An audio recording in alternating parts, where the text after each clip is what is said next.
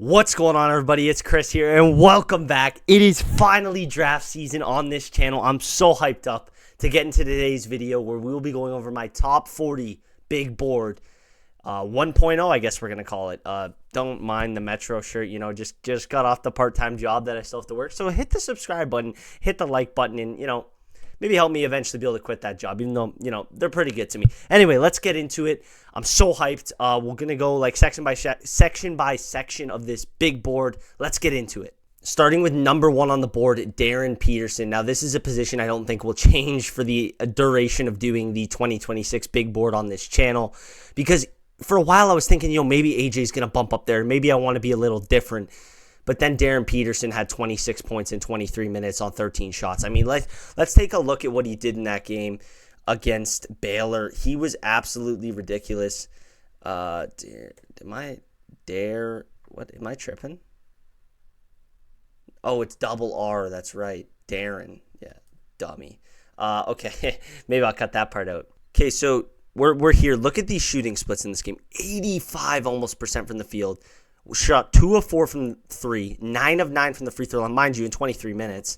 26 points, bro. 26 points. What the hell, bro? How can this guy not be number 1 on people's boards? I don't really understand. John Rothstein just said that was probably the greatest game he's ever seen a freshman player ever have in the game, or maybe ever, I think he said, in college basketball. He said he had them looking like they could compete with NBA teams out there. So he's number 1 on my board. I would love him literally on any team in the entire league. But I really like him on the Indiana Pacers. I think a backcourt of him and Tyrese Halliburton would be unreal. Dude, it's going to sound crazy, but he's borderline Kobe Bryant when you watch this kid play. Like, people said a bigger Donovan Mitchell. I don't see that, man. He's better than Donovan Mitchell was as a prospect. So I got baby Kobe as my comp for him. Okay, so the top 4 is going to be pretty much like everyone else's top 4. We're going to go AJ DeMonsa, who I compare to a taller Jaylen Brown. I just think when you look at AJ's numbers this season, and then the eye test, you just really can't, deny what he's doing. He's probably one of the most incredible inside the arc forward scorers we've seen in a very long time. The 3-ball hasn't been perfect this season, but it's going to come along with time. He's going to start shooting it more than 2.9 attempts per game, which he's at right now when he gets to the NBA level. And some people have minor concerns about his defensive stuff. We just saw him in FIBA get this past summer get FIBA MVP of the U18 games or whatever for his defense. So I'm not really concerned about that. And I think any franchise who gets him would be absolutely unreal. The franchise I would really like to see him go to is the Memphis Grizzlies. If the Memphis Grizzlies can trade Ja Morant and tank the rest of the season and get AJ DeMonsa, man, chef's kiss, bro. Mixing him with like Cedric Coward, Jaren Jackson Jr. They'd still have to figure out who the guard is, but Zach Edey, that would be a long, lengthy, just incredible young core. So that's where I'd want to see him go. Next is Cam Boozer. I have Cam kind of compared to Apollo type, and I've kind of changed a bit on that. I really like the Kevin Love comp, the early Kevin Love, just a really solid rebounder, a really good, incredible paint scorer, has shown flashes at shooting the 3-ball. I'm pretty sure his 3-point shot this season has been like 38% almost. Probably going to win National Player of the Year. He's just been phenomenal for the Duke Blue Devils. I would love to see him in Washington with a front court with Alex Sarr. But I don't want to keep going hard on these guys that people are talking about a lot. I want to get into the guys that I'm a little more passionate about. So we're going to go quickly past Caleb Wilson. I've compared him to Scotty Barnes. I really see the playmaking stuff. Caleb's averaging just below 3 assists per game. And I think at the NBA level, this kid is going to just excel in the open floor. The little bit above 40% on layups is a bit concerning. But, this kid's 6'10". He's going to figure out how to make a left-handed and right-handed layup at some point. And maybe he's not even going to have to take layups because maybe he's just going to yam it on people like he's been doing all year. So I love Caleb Wilson. I think he's almost just as good as Cam Boozer as a prospect. And I could see, if the Atlanta Hawks got the 3rd overall pick, I think you go Caleb Wilson every single time just off of a fit perspective. So he could jump up to number 3 on my board, but it's going to be hard to take that spot from Cam Boozer. But number 5 on my board, the number 1 guard in this class. I don't understand. ESPN just had him ranked at 15 in their mock draft going to the Golden State Warriors. Are you kidding me, bro? LeBaron Philon has shown last year he could play off ball, then went back to school and is averaging 22 points per game and shooting 53% from the field. Look at these numbers, man. When are you seeing a sophomore return to school and then put this up? I don't understand how, I understand people like Kingston Flemings. I understand people like Michael Brown. I even understand people like Darius Cuff. But my goodness, you can't argue with what this kid is doing, bro. He's the best, such a quick first step ability. He can make something out of nothing, which is like an Alabama guard trait, I guess, because we've seen that for years with their teams. Their guards just make crazy stuff happen late shot clock. He's an unreal shot maker, unreal three-point shooter. He's probably the best defensive prospect right now at all these guards just because he's disruptive in the passing lanes and has good hands. The only concern with him is the size, and we've seen time and time again, guys go to the NBA and they put on weight. He's going to be able to do that. He's going to be with NBA strength coach conditioners every single day. He's not going to have to study for linear algebra. This guy's going to be playing NBA basketball. So he's going to get bigger. He's going to get stronger. And he is the best guard in this class. That's why he's number 5.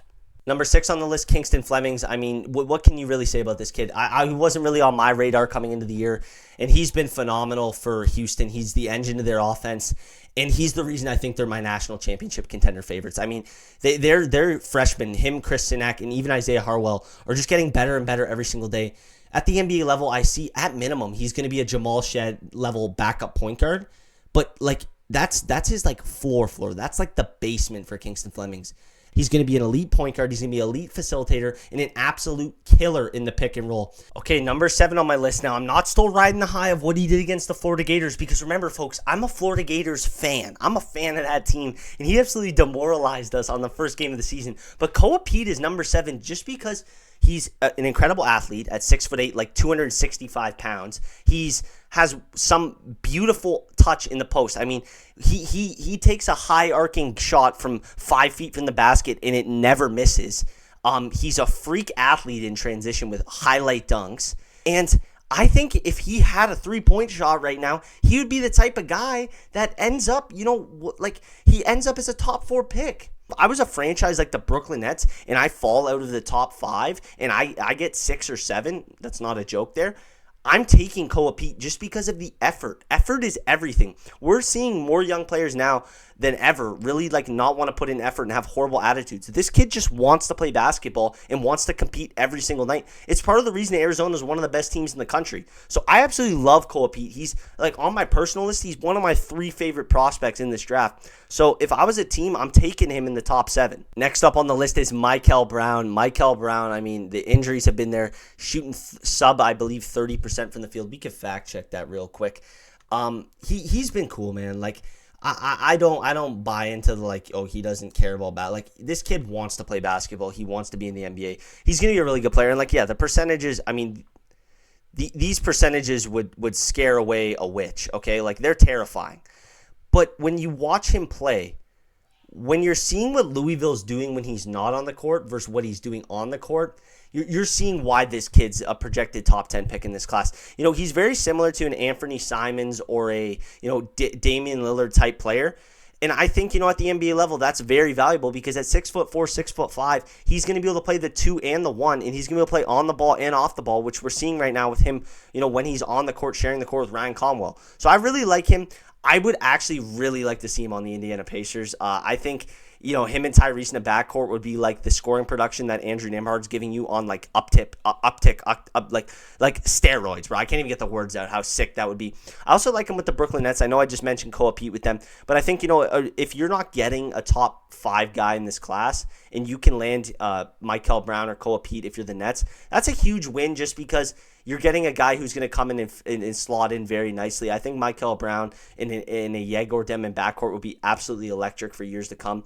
So, he's number 8 on my board, and I could see him moving up. Coming into the year, man, I had him number 3, number 4. So I'm very high on him. Just the injuries and stuff has kind of made him dwindle down my board. Next up on the list here is Hans Steinbach out of Washington, the 6'11" monster from Germany. He's been awesome this year, and he's the best rebounder in this class. I would love to see him on the Chicago Bulls. I think he's a lot like Isaiah Hartenstein. And while the foot speed's a little bit questionable at times, and a lot of people sometimes talk about at the NBA level, is he going to be? No, at the NBA level, he's going to be able to rebound. So that's all that matters, and that's what makes him a top 10 player. I mean, rebounding is one of the easiest transmittable skills from the college level or the overseas level to the NBA. It's going to translate, and because of that, he has to be a top 10 guy. Another guy, at number 10, I'm a huge fan of, man. The second big off, or the second real center off my board, Henry Vasar, man. I don't understand why people have this kid mocked in the second round. We saw him last year at Arizona be dominant as hell. We saw him this year at UNC be dominant as hell. He's a pick and roll threat. He can slip screens. He can block shots. The only issue with him is he's a little like light framed. Who cares, bro? Like, that is things you can figure out, man. Like what big prospect is better than him right now? Because I don't know one, man. Like, sure, he's a little laterally slow, but he's shooting 49% from three, bro. Like, what are we doing? Bro, these NBA mock draft guys got to hire him on 3 attempts a game. And like, the thing with him is, He could be looking like, it looks like he's about to pick and pop. Someone comes out to the perimeter, and he's a smart enough passer where he's going to make a quick read to his left and hit the guy open in the corner, bro. We've seen it happen. My pro comp for him is Nick Claxton, and that's with a three-point shot. You add a three-point shot to Nick Claxton, you're looking at a top 10 big in the league. So, okay, these ones we're going to fly through a bit quicker. Yaxel Lindenborg out of Michigan. I compare him to a Najee Marshall type, just a wing who can do a bit of everything. He can play the 3, the 4, the small ball 5. Has been Michigan's best player this year every single night. He's awesome. And yeah, he's a guy I would like, even though he's a senior and he's older, like you have to take in the lottery if you're, a team on the back half of the lottery who like is looking to win, like the Portland Trailblazers. Next guy, Jaden Quiddens. I like what I've seen from him, but like I haven't seen enough. And because of that, it's not just because of the injuries, like the St. John's game, ridiculous stuff. But the other couple games he's played, man, I've just been like, man, Malachi Moreno is kind of outplaying you right now. Like, man, like I don't really like, but I like him with the Charlotte Hornets, man. I think they need that type of athletic shot blocker. And if he hits, man, he's the best center in this draft if he hits. So there's that. Keaton Wagler, a freshman out of Illinois. I compare him to Nickeil Alexander-Walker. I mean, this kid can play the 1, the 2, the 3. His size allows him to, when he gets to the NBA level, he's going to be a solid defender. And for a guy who wasn't on anybody's boards coming into the year, for him to be running a college offense that's as good as Illinois' is, that means something to me. Like, I wasn't trying to be too high on Keaton Wagler because, coming into the year, he wasn't even on my radar. But I would consider putting him in the top 9, top 8 because he's just that good. He's an elite three-point shooter. He can play make. He can, grab rebounds, and he can create his own offense. I mean, the reason I compare him to Nickeil, I've seen a lot of people say he's a lot like Shea, and he kind of is, but he's not a good enough scorer to be called a Shea type player. But when he's around in the painted area, around the nail, dude, there's no one I'd rather have, no guard in this class I'd rather have with the ball making a decision as a scorer or as a playmaker, man. His in-between game, or his post-scoring game for a guard, whether it's fadeaways, step backs, or little up fakes and then getting the little floater over someone, they're awesome. So yeah, I love Keaton Wagler. He's probably going to be higher on this board next time around. Thomas Houck out of Florida, next on this list, rounding out the lottery half of the big board. I compare him to a bigger Jake LaRavia. Tommy's just been excellent, man. I saw it last year. I was telling people coming into the year, man, he's a top 20 player. He should be all SEC this year. I mean, he's phenomenal. He can defend. He can switch. He can score. He can hit the 3. He can initiate an offense at a decent rate for a guy of his size at 6'9". He's awesome, man. He just plays with so much heart and so much hustle. He's a guy, if you're the Spurs and you have a back end of the lottery first-round pick, you're taking him. So I love Thomas Houck. I can't wait to see him in the NBA. Next up on the list is Darius Acuff out of Arkansas. I like Acuff, but I'm not as high on him as most people. I think the size is really going to catch up to him at the NBA level. He's probably going to measure in at 6'1". And, he's also just doesn't move me at all as a defender, Next up, Cameron Carr. I mean, this kid is an absolute sniper. He's like Cam Thomas. He's like what Cam Thomas thinks he is, bro. This kid's let's look at what he's done in his college career because it's actually wild. If you're not familiar, man, there's a guy on YouTube. I can put his link to his channel in the description called The Ordinary Scout. He dropped a video on Cam Carr. You have to go watch it because it's just it'll tell you everything you need to know about him. But look at these splits, right? You see these splits right here with the point per game average at 20. And it says he is, where does it say his? Okay, I guess I have to scroll down more. It says he's a junior, right? Look at what he's been doing prior to this. Oh, wait, he wasn't playing. Yeah, this kid just came out of freaking nowhere. And he's one of the best scorers in college. He's the entire Baylor offense right now. It's absolutely insane what this kid is doing. And when I say he's like what Cam Thomas thinks he is, it's because he's 6'5". He has length. He's a decent defender. but he also scores like he's Cam Thomas. It's absolutely crazy, man. Like he's pulling shots from like the logo and banking them in at late shot clock. It's ridiculous. So he's a guy who's eventually probably going to be higher up on my board just because he fits with so many teams. Like he's like a prototypical Memphis Grizzlies type player, kind of like a Jalen Wells type.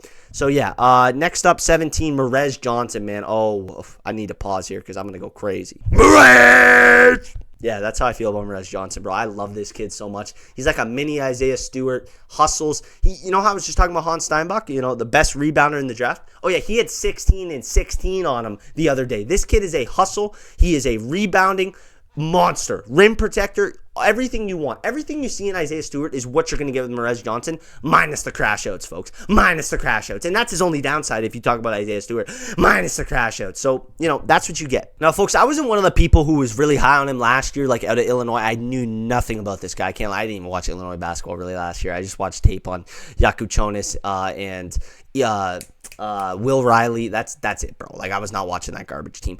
But they're good this year, so that's cool. But back to Merez. Merez, like, this is the other thing I want to point out. Like, as much as he's hustle and he's a good rim protector and he's those things, there's also, some interesting stuff with the free throw rate. He's 80% at the free throw line, and he's taken about 10 threes this season, and he's shooting 40% on them. I like that if I'm a scout. I really, really like that. Because you know what that tells me? That tells me, man, if we get this kid more reps, he could become a floor spacer. And could you imagine a floor spacing, rebound chasing, shot blocking, hustle, heart? I mean, that's what you want in a starting center in the modern NBA. And he's a little undersized at 6'9", but you put him in a front court with another 6'9", 7-footer, like in that range, and you're laughing to the bank. Next up, Braylon Mullins, probably one of the best just pure shooters in the draft, but he's way more than that, folks. He's a good scorer. People just see him and be like, damn, a white guy who can shoot threes. Like, this is Kevin Huerter, right? No, and I'm not saying it's Con Knippel, but he's got the athleticism, he's got the downhill speed, he's got a 6'6" frame. He's way more than just a pure shooter, and that's why I have him as a Desmond Bane comp. Even though Desmond Bane's on the smaller side for a shooting guard, he can do other things, and he's going to be a real winner. And he's a guy that, like, if he was drafted in the lottery to a team like the OKC Thunder who needs shooting, like, I wouldn't be surprised, and I wouldn't think it's a bad pick because he's just a really portable, really smart, and really good player, and that's why he goes to UConn, man. Like, it just makes sense. So he's very interesting. Got to keep your eye on in the second half of the college season. Next up, Neo Avdalis out of Virginia Tech. I like him. I don't love him. I like that he's a 6'9" point guard, small forward, shooting guard. We don't really know yet. I like that he, attacks the basket aggressively, and I really like that he's a solid shot blocker. But what I don't like is I just don't like the uncertainty. He's shooting like below 42% from the field right now. I find it hard to fall in love with a guy like this. I'd be comfortable taking him in the 20s range. Next mock, though, or next big board, he's probably way further down my board. Maybe I haven't watched enough of him to fall in love with him like most people have. I'm just getting on him, so we'll move on to the next. All right, we're going to fly through these next three. Malik Thomas, really like him. I like that he's just a go-to scorer. He's kind of, for a while, was just the entire offense at Arkansas.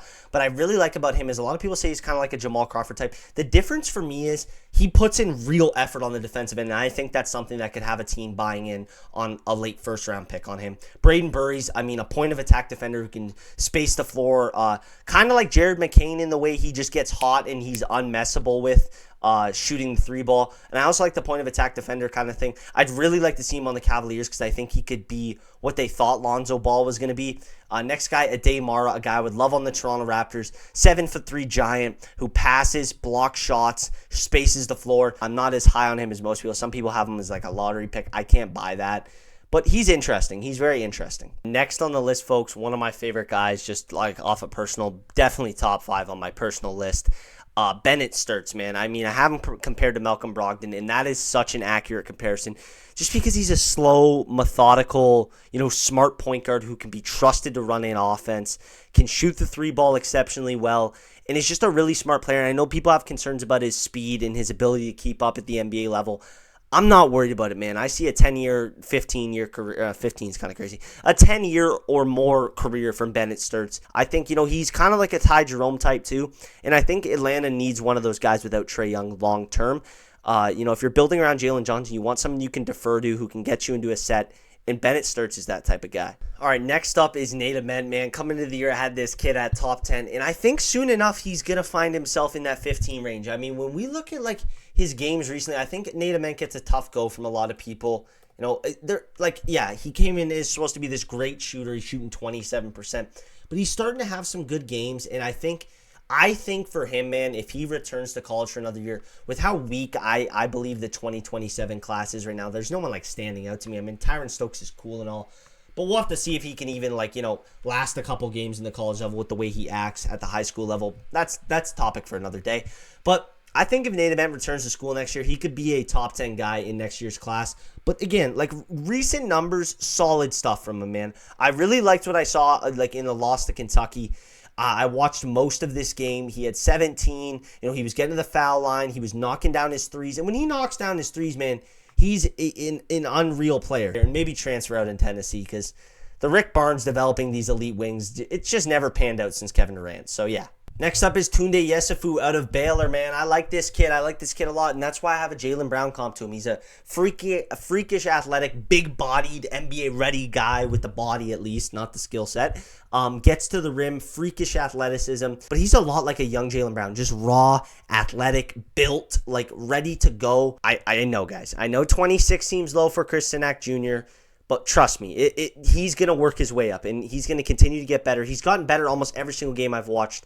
You know, a solid, you know, big man who I think projects way more to be a power forward than a center at the NBA level. You know, has a little bit of shake to his game, a little guard skills, if you will. Can space the floor, a lot like Kel Ware, minus the motor issues, man. That's what's going to take this kid far. He has a huge motor and is motivated. And Calvin Sampson went on a 3-minute rant about how much of a motor and how willing to learn this kid is. And that's going to make him great at the NBA level. Soon enough, he'll be higher up on my board. Let's move on to the next guy. Okay, we're going to do a quick 3-player combo here. So Joshua Jefferson, a guy who's just came out of kind of nowhere for me this year, wasn't really familiar with his game at Iowa State. He's been exceptional. He does everything. Like he's like in 2K, if you were making a build, man, he's like a well-rounded 4. Like that would be his build. He's like a C+ to a B at literally everything. Can shoot, can screen, can defend, is a really good secondary rim protector. And that's why I have him as Noah Clowney, man. I mean, Noah Clowney does a little bit of everything. He's a junkyard dog type of player. And that's what's going to get Joshua Jefferson. No, I always say Joshua Jeffries. Joshua Jefferson in the NBA. Really like him. Next guy, Floria Badunga out of Kansas. I love his game, man. We saw it the other day when Darren had that ridiculous performance where he scored 26 points on 13 shots in 23 minutes. He also matched him with 23 of his own points. I think he had 11 rebounds. But he's also had like multiple 5 to 4 like block games this season. He's had like 4 or 5 of them this year. He's been awesome on the glass. Reminds me a lot of Robert Williams. Next up is Christian Anderson. And while I don't think he'll go in the first round of this year's draft, if a team like Minnesota is on the clock and there's no other point guards like Bennett Sturts or Darius Akuff available, they should take him because he's elite in the pick and roll. Him and JT Toppin are like the Stockton Malone of the college basketball world, and they carry the hell out of Texas Tech. Christian Anderson, well, he's really, really small. He's like a combination of Darius Akuff's size and LeBaron Philon's size, like the worst of each with the weight of Philon and the height of Akuff. He's going to be really solid in the NBA just because he's smart. He knows how to play make, and he's been around pros most of his life coming from Germany. So I really like him. I just don't know if he'll be a first-round pick, but he's high on my personal board. And lastly, man, last guy of the first round technically, JT Toppin. I love JT Toppin's game, man. I think he's just such a good play finisher. You know, he's smart. Well, he's not the greatest defender laterally. He blocks a damn good amount of shots. And I think he's just a pro's pro. He's going to come to the NBA. He's going to buy into a role and just be an elite backup big. One of my favorite, back end of the first round type of prospects.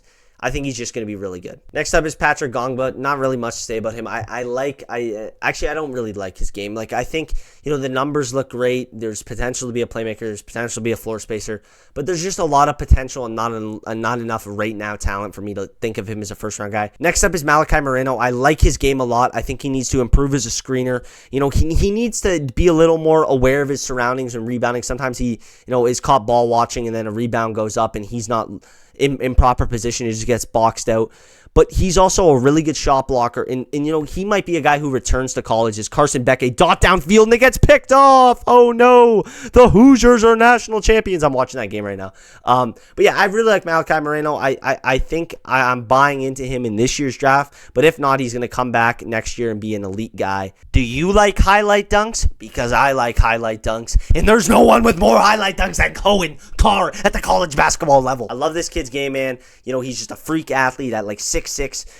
Just pure energy, a ball of energy. I love him. I think, any NBA team could use him off the bench, even in spot minutes. And if he develops that 3-ball, man, watch out. He'd be an elite bench piece. Really like his game. Isaiah Evans, talk about the 3-ball developing.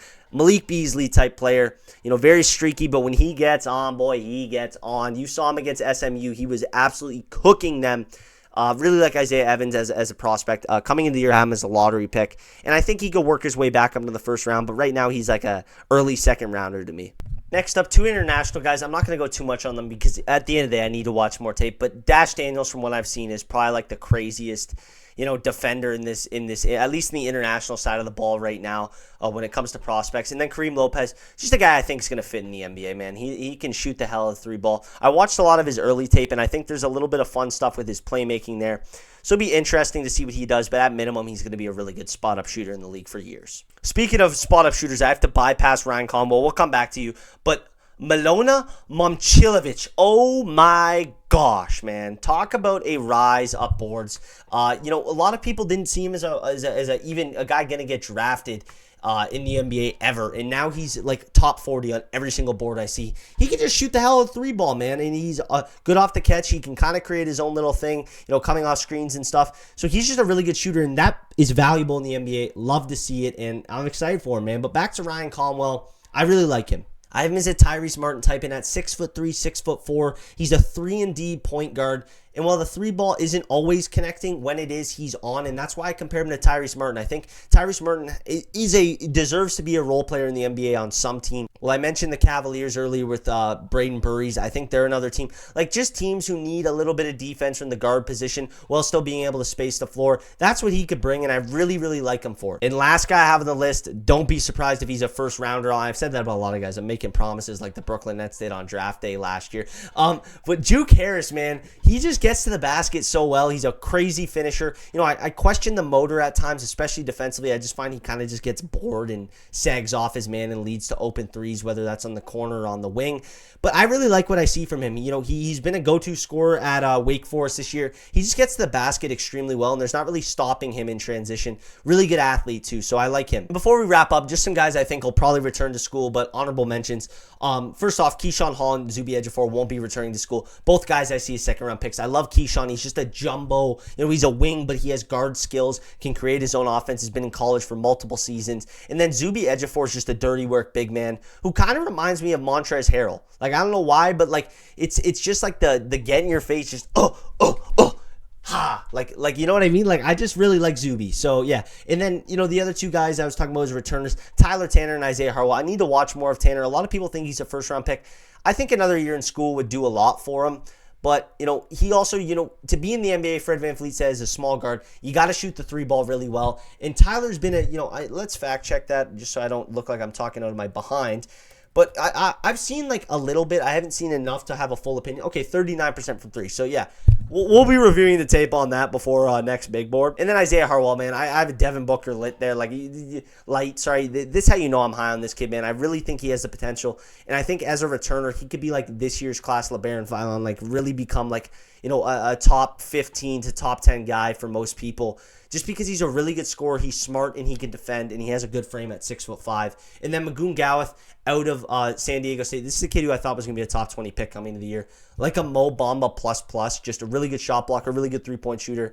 Just, there hasn't been enough of the scoring for a lot of people to be high on him, and that includes me. Okay, so yeah, folks, that's all I really got for you today. That was the first top 40 big board. Should be another one coming in like, maybe 2 weeks. I'll do another one when I catch up on some film on some guys. Because clearly I got to, do a little more research on Tyler Tanner. Because, oh my God, I didn't realize he was shooting 39.7% from 3.